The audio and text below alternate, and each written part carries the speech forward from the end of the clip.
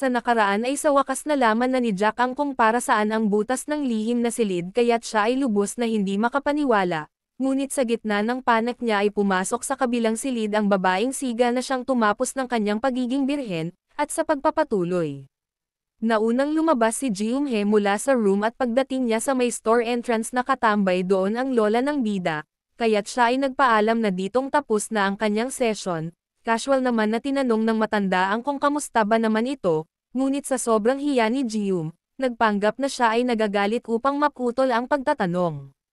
Sikap na inaayos ni Ji-Eun ang paglalakad dahil kulang pa rin sa lakas ang mga ito, matapos mabakante ng mahigit kalahating dekada, gayunpaman ay ginawa pa din niya ang maging mabait na nagpaalam kay Lola habang si Lola naman sinabihan siya na bumalik muli dito. Di nagtagal lumabas na rin si Jack ang ng kanyang office na ang mukha ay parang kamatis, naglabas siya ng mga hinaing sa matanda kung ano ba naman raw na impyernong lugar iyon.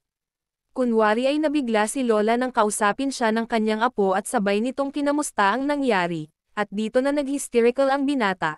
Sinabi niya sa kanya na ano po ba ito Lola gayong bakit mo na atim na ilagay ang iyong sariling apo sa gaya noong silid, at pilit niyang sinubukan itanong kung anong klaseng butas ba talaga ito.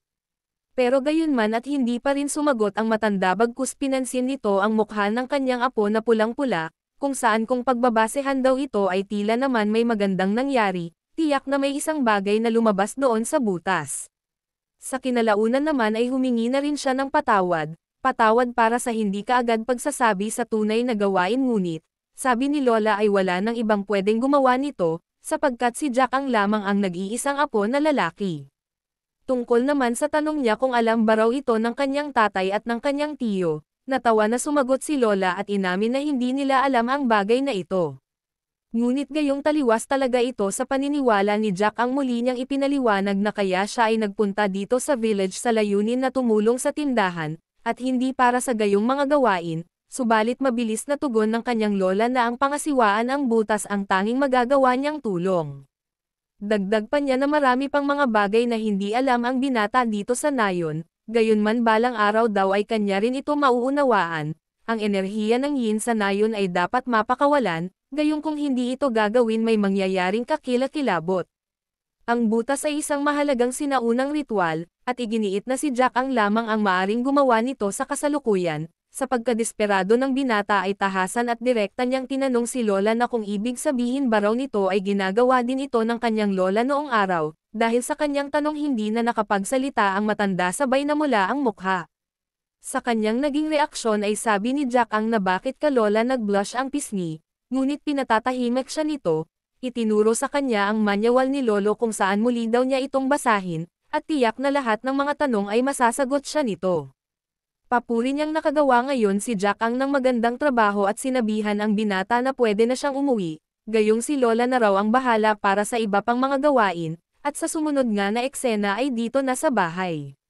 Ginawang assignment ni Jack ang manual ni Lolo, marami pa rin ang mga tanong na bumabagabag sa kanya ngayon, ukol sa kung bakit ginawa ito ng kanyang lolo ang ganitong bagay na isang hindi ordinaryong tindahan. Gayunpaman duda niyang hindi talaga binuo ang tindahang iyon para sa ganong purpose, at hindi rin kapanipaniwala na kahit ang kanyang ama at ang uncle niya ay hindi alam ang tungkol sa bagay na ito.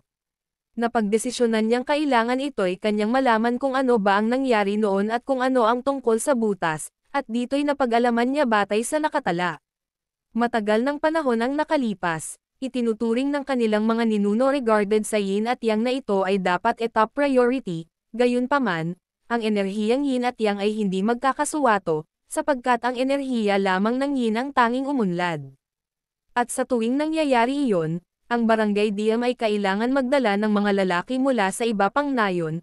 Pagkatapos ng digmaan ang lolo ni Jackang ay nawalan ng bahay at pamilya, dahil dito ay napilitan siya na tanggapin ang alok ng mga taga-diyam village kapalit ng pagkain, kaya't sa oras na iyon, maraming bilang ng mga kalalakihan mula sa buong bansa ay dumating sa nayon na iyon kapalit ng pagkain. Mula noon ay dito na siya nanirahan hanggang makilala niya ang kanyang asawa na tumapos ng kanyang pagiging birhen, nagsama sila sa hirap at ginhawa hanggang pagtanda at pagkawala. Naburyo na ito sa pagbabasa tungkol sa diary na puro ukol sa kanyang lolo, at isinarado niya gayong ayaw niyang malaman pa ang ibang ukol dito, gayunman at bigla niyang kinuha muli ang manual kaso nag-skip sa paglalahad ng kasaysayan, sa sunod na pahina ay nakita niya ang mga patakaran. Rule number 1 ay dapat panatilihin ang nangyari sa tindahan at ihiwalay dapat ang mga iyon sa pribadong buhay.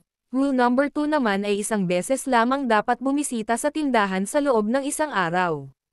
Sa pangatlo ay dito siya medyo nakaramdam ng saya, dahil sa rule number 3 na sinasabing may limitado lamang ang edad na pwedeng gumamit ng butas, na kung saan ipinagbabawal na hindi dapat higit sa 12 taon ang kanilang agwat, kaya't natuwa ito dahil hindi raw siya pwede magamit ng mga lola. Sinapok niya ang sarili dahil bakit naman daw kaya siya ay nag-iisip ng ganoong bagay, maya-maya ay muling naisip na paano hindi ito alam ng kanyang ama at tiyuhin, kaya't bumuklat pa ng ilan at nakita niya ang sagot. Batid ng matanda ang kanyang pagtanda kung saan isinulat niya rin ang mga ito, na kinalaunan ay hindi na mahahawakan ng ayos ang enerhiyang yin, upang mapalaki ang village. Kinailangan niya ang tulong ng kanyang mga anak na ito ay ipagpatuloy, kaso nang banggitin pa lamang niya ang tungkol sa tindahan, agad na tumutol ang ama ni Jack ang na isang matalino at gwapo pa naman sana, ngunit hangad niya noon na magpunta sa city, kung saan ay hindi ang matanda tumutol para sa sarili niyang pangarap. Bagamat ang panganay na anak niya ay nagsabing wala sa kanyang plano na ang village nila ay kanya itong iiwanan, gusto niyang manatili dito upang magtayo ng malaking halamanan, gagawa raw siya dito ng maraming pera sa pamamagitan ng pagtatanim, at nagbitiw ng pangako na sa pagtanda ng kanilang ama ay siya na ang bahala. Okay naman sana gayong may anak siyang masigasig, pero ang malaking problema dito ay hindi saging ang taglay ng panganay, kundi sili o mas maliit pa sa sili. Dahil dito ay hindi ito pasok sa pamantayan upang maging tagapagtaguyod o magpatuloy ng butas na kanyang nasimulan.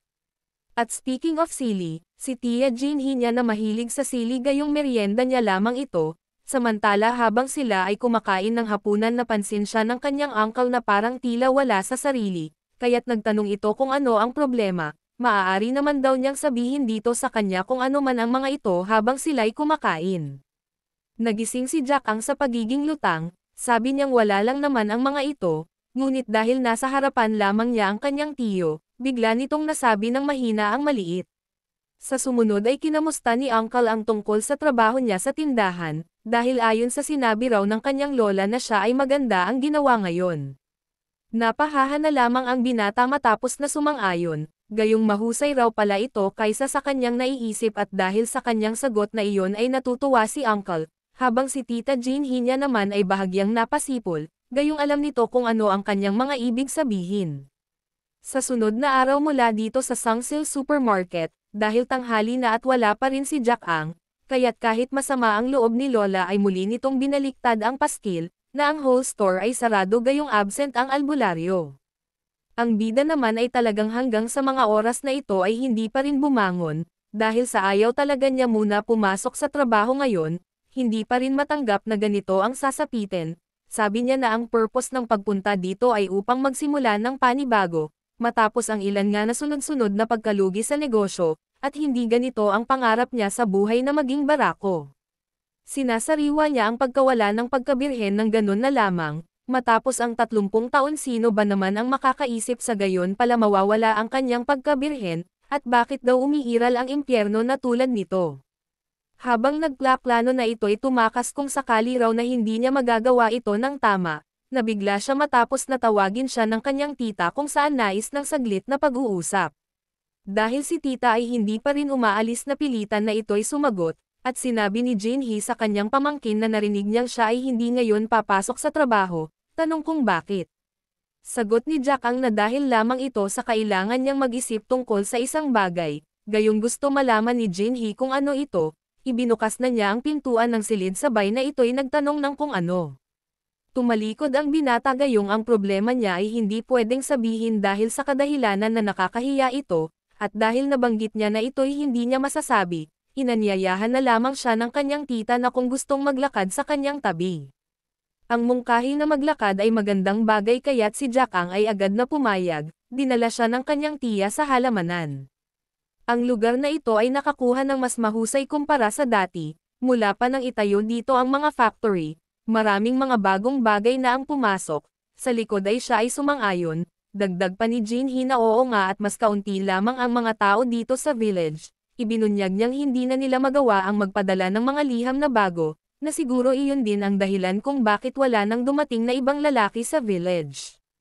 Nahihiya ang binata na sumagot ng oo para sa tanong ni Jinhee na kaya ba siya ay dumating dito, dahil sa mga bagay ay hindi gumana ng ayos o hindi niya nagawa ang kanyang pangarap sa buhay.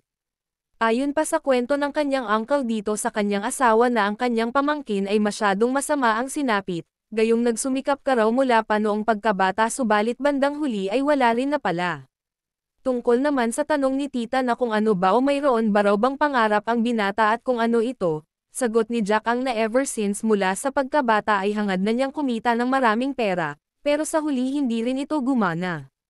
Bakas sa mukha ni Jinhee ang labis na paghanga kahit pa ang pamangkin niya ay may pagka-obsessed sa pera, kung saan hindi ito nagbanggit ng salungat na tugon, dahil ayon sa kanyang sariling paniniwala na kapag sinabi ng isang kabataan na gusto niya ng pera, bagamat maraming sasabihin ang ibang tao na pangit ito, ngunit iba daw gayong gusto niya ang bata na mahilig sa pera, at ano ba naman ang mali sa paghahangad ng maraming pera. Gayunman ay tinanong pa rin niya kung bakit at ano ang tunay na dahilan sa lubos na paghahangad ni Jack ang na magkaroon ng mga ito, mayroon ba raw isang espesyal na dahilan para doon sa mabilis na tugon ni Jack ang ay wala naman, basta raw na gusto lang niya na magkaroon ng maraming pera, yun lang ang kanyang dahilan. Pero sa katunayan noong nag-aaral pa siya ay labis ang inggit sa mga binata na anak mayaman, na madali lamang makakuha ng chick sa pamamagitan ng pagpapakita ng yaman.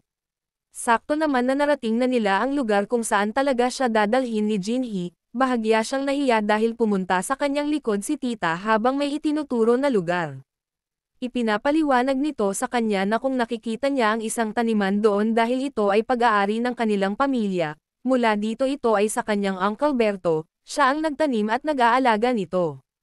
Mula roon hanggang dito ito ay sa kanyang tiyuhin. Kung alam ba raw ni Jack ang kung sino ang bumili ng lupang ito na ilang ektarya, ito ay binili mismo raw ng kanyang lolo kaya't siya ay hindi makapaniwala, na may kakayahan ang matanda na bumili ng ganito kalawak na pag-aari. Pero muli nagsalita si Jinhee na naka-standby sa likod, sabi niya oo bagamat ito'y binuo ng iyong tiyuhin, ngunit ang iyong lolo talaga ang siyang bumili ng lahat ng lupa na ito, ang iyong uncle lamang ang siyang nag-asikaso at nag-develop nito. Gayunpaman ay duda pa rin siya na nagkaroon ng gayong halaga ang kanyang pamilya, kaya naman binanggit na ni Jinhee ang isang sikreto, sa kung sino ang bumili ng bahay ng ama ni Jokang, noong sandaling nagpasya siyang manirahan sa Seoul. Giit ng bida na ayon sa kanyang ama ay siya mismo raw ang bumili ng kanilang bahay sa city, matagal nang nakalipas at ito ay mas mura kaysa sa kasalukuyan, pero nangatwiran ang kanyang tita upang ipabatid sa kanya na iyon ay kasinungalingan. Sa palagay ba na madali lamang bumili ng bahay sa Seoul kahit pa noong araw, gayong ito'y hindi basta. Dahil doon ay napagtanto na niyang oo nga ang Auntie Jinhee niya ay may punto, imposible nga naman na magawa ng kanyang ama ang bumili ng bahay, kahit sabihing iyon ay mura gayong hindi naman sila mula sa pamilya Maharlika. Sa gitna ng kanyang pananahimik ay nagsalita naman si Jinhee upang ibunyag na ang kanyang lolo mismo ang bumili ng bahay nila doon sa city. Kaya't napag-isip-isip niya na posible pala daw na siya ay kumita dito ng pera, kahit na ito ay isa lamang maliit na bayan. Mula sa taniman at kung isasama dito ang maliit nilang supermarket, ito'y maaring maging sagot at tulay sa kanyang hangarin na yumaman, kaya't mga ilang saglit pa ay bigla itong tila nakainom ng cobra. Wika niya sa kanyang tiya na gusto na daw niyang magtrabaho ngayon, kukunin ang tindahan ni Lolo at magsusumikap. Masaya itong si Mrs. Choi matapos mabuhayan ng loob ang kanyang pamangkin gayon din sa totoo lang nag-aalala raw sa kanya ang kanyang tiyuhin, syempre nais niyang malaman kung bakit ngunit karaniwan ayon sa kanyang tita, ito ay dahil sa siya ay kanyang pamangkin. Maya-maya ay may sinabi ito, ika niya sa binata na may gusto siyang gawin nila balang araw, subalit nang gusto niyang malaman kung anong ibig sabihin noon, hindi na nagbanggit ng kung ano si Jinhee sa halip nagtakbo-takbuhan. Para baguhin ang paksa ng usapan ay umuwi na raw sila upang mag-dinner na ito naman ay kanyang sinang-ayunan. Habang naglalakad at pinagmamasdan niya ang maaliwalas na pagmumukha ng kanyang tiya, bigla niyang napansin ang bola-bola nito, tumingin sa ibang direksyon habang lunok-laway at may bumabagabag sa isip, na kung ano raw kaya ang ibig sabihin ng huling sinabi ng kanyang tita. At samantala, Ang yin at yang energy ang dalawang enerhiyang ito na magkasalungat dito sa nayon, bagaman ang enerhiyang ito ay nakilala at lumikha ng pagkakaisa sa mundo, ngunit iba ang nangyayari dito sa village. Tanging ang enerhiya ng yin lamang ang siyang napuno dito sa DM Village, kaya nagsimula sila ng ritual upang ma-release ang yin. Nabatid na ni Jokang kung para saan ang ritual kaya naman matapos ang pananghalian nagdesisyon siyang pumasok sa trabaho, at nang nakita nito ang paskil ay hindi pwede, siya na mismo ang nag-ikot nito. Nang makita ng kanyang lola ang kanyang ginawa na pag-ikot ng paskil, nagtaka at nagtanong ang matanda kung siya ba ay sigurado na gawin ito, gayong ayos lamang naman daw na siya ay magpahinga ng makapag-isip-isip. Bagamat magandang balita iyon na tanggapin ng ating bida ang magiging trabaho, masigasig na nagsalita si Jokang na wala na dapat ipag-alala si Lola, sapagkat ngayon ay gagawin na niya ang manahin ang butas. Tuluyan na nga niyang tinanggap ang maging albularyo sa baryo, unang hakbang ay buksan parati ang hole gayong ito ang pinakakailangan, yamang wala naman daw mawawala kung ito'y kanyang susubukan, at wala na rin naman babalikan. Dahil sa kanyang pagdedesisyon, nagpasya na ang kanyang lola na tuluyan ng take over ang tindahan na ito sa kanya, tinuruan siya ng matanda kung paano ito i-manage. Unang bagay ay itinuro sa kanya ang mga basic na gawain, dapat gawin ay buksan ang pintuan upang hayaan na pumasok dito ang sariwang hangin, itinuro sa kanya kung saan makikita ang susi kung saan ito'y nakatago sa isang palayok sa likod ng tindahan, ngunit pagkatapos dapat ito'y ibalik din dito pagkatapos gamitin. Noong buhay pa ang kanyang lolo sabi nitong kanyang lola sinisimulan niya ang kanyang araw sa pamamagitan ng paglilinis sa harap ng tindahan, dahil sa umaga naman kalimitan ay wala pa silang customer kaya't iyon ang pinakaangkop na oras na gamitin upang maglinis bago pa ito malimutan. Matapos naman maglinis maaari naman na suriin ang mga benta pagkatapos magsarado ng tindahan, ibinigay na rin ng matandang babae ang kanyang buong tiwala sa apo nito, ipinangako naman ni Jokang na masusi siya pagdating sa usaping pera, at ang susunod niyang dapat gawin. Ipinakita sa kanya ng kanyang lola kung saan makikita ang kanilang imbakan, at kapag wala na raw silang mga stock sa labas ay gawin na ang mag-restock mula dito sa storage. Pagpasok ng maglola ay pinag-iingat siya dito na may mahulog, kaso kita ni Jokang kung anong sitwasyon ng magulo nilang imbakan. Dahil sa dami ng dapat asikasuhin hindi muna available ang butas, at sa sumunod naman dinala na siya ng kanyang lola sa kaha. Bilin niya na bago magsarado sa gabi ugaliin ang mag-check ng stock at kung wala na ay mag-order ng panibagong stock na kailangan, may papel na talaan naman kung saan niya makikita ang laman ng storage. Sa sandaling ito naisip ni Jokang ay dapat maglagay siya dito ng computer sa sunod na pagkakataon. Upang kahit paano'y mabawasan ang pag-aalala ni Lola sinabi niya na ito ay medyo simple lamang na gawain gayong dati siyang store owner, kaya't huwag na raw mag-alala ang matanda para sa ganitong bagay. Nakumbinsi naman agad ang kanyang lola. Sa sunod na araw noong mga sandaling banggitin na niya ang tungkol sa butas na ngayon ay pansamantala na sarado, dumating naman ang single mother na kanyang pinagaling noong isang araw, tinawag ni Ji-Young-hye ang old broad, ngunit ang sumagot at tumanggap sa kanya ay ang ating bida. Nagtaka si Ji-Young na ang binata ay naririto gayong wala raw siya dito kahapon, si Jokang naman ay hindi batid na siya ang kinakausap, dahil sa pumasok sa kanyang alaala noong sandaling nasa lihim silang silid. Dahil doon ay namula ito, kung saan bigla na paurong kaya't nabuwal sa labis na bigla at tinanong siya ni Ji-Young-hye kung ano ba ang problema. Dahil hindi pa rin sumasagot siya ay muli siyang kinausap nito, inalam kung siya ba ay ayos lamang, naalala ng bida ang tungkol sa patakaran numero 1, kung saan nakasaad doon na dapat mangyaring ihiwalay ang nangyari sa loob ng tindahan sa iyong pribadong buhay. Dahil sa mga patakarang iyon mabilis na inayos niya ang kanyang sarili at tinanggap ng malugod ang babae, yamang ang babae naman daw ay tila hindi naman iyon iniisip. Maya-maya pa ay dumating na si Lola kaya't ibinunyag ni Ji-Young na ang old broad ang may sabi na ikaw ay umalis na dito, ngunit bakit nandito ka pa rin? Si Lola na mismo ang sumagot sa kanyang tanong, ikanya na dahil ito sa pagbabago ng kanyang isip, natuwa naman si Ji-Young-hye matapos matanggap ang balita. Sa kabila naman ay nagpakilala na ng formal ang ating binatang loser, umaasa na magiging mabuti sila sa isa't isa. Matapos ang pag-uusap ay inalam na ni Jack ang kung ano ang kailangan, sabi ni Ji-Young ay bigyan daw siya ng beer ngunit hindi na 3 ang hiling nito, base sa kanyang gawi. Di nagtagal ay ibinigay na ang beer subalit mapapansin ang pagiging walang kibo ng babae. May balak sana siyang sabihin sa sunod na ilang segundo, ngunit ito'y biglang nagbago ang isip. Batid ng bida na may iba pang nais si Ji-yoon kaya naman siya na mismo ang nagtanong kung ano pa ba ang kailangan. Sabay niya naisip na ang dahilan ba ng pagpunta dito ng babae ay dahil sa secret dungeon. Katunayan nito ay tama naman ang kanyang hinala, dahil sa totoo ay nagmadali na nagpunta dito itong si Ji-yoon, matapos malaman na available ang butas. Kaso hindi niya magawa ang magsabi ng diretsahan kaya't gumawa na lamang ang single mother ng ibang paraan kunwari ay bibili siya ng sanitary. Dahil doon sa palagay ni Jack ang tila mali ang kanyang unang hinala.